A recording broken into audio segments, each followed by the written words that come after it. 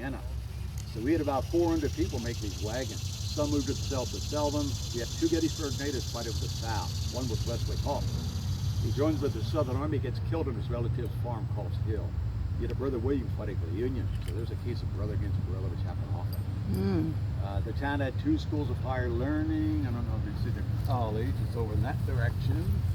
Can't put the bikes there. 1832 over there in the right was the Lutheran Seminary over some of the country, 1826. So we had soldiers here from both sides of our former students that fighting on the campus in summer. They weren't totally ignorant of this area.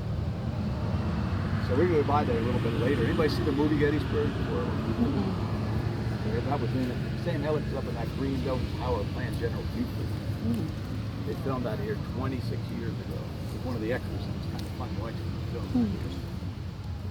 The park started not from the government. This is not a project the government come up with. The veterans did it. They want to talk about it for years. The mines weren't right. Once the mines here, they come back. Massachusetts started it. Put a rock. Bought a rock from a farmer, put up the monument. Other units got the same idea.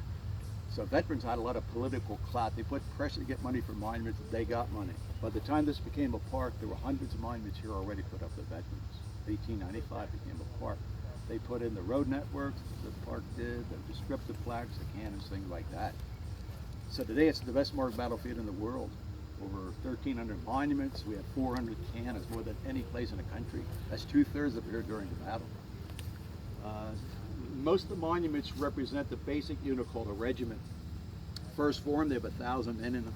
Not at Gettysburg, they're down to 350 to 400. This war's 2 years old. A lot of attrition. And they're killed and wounded, sick and captured, deserted.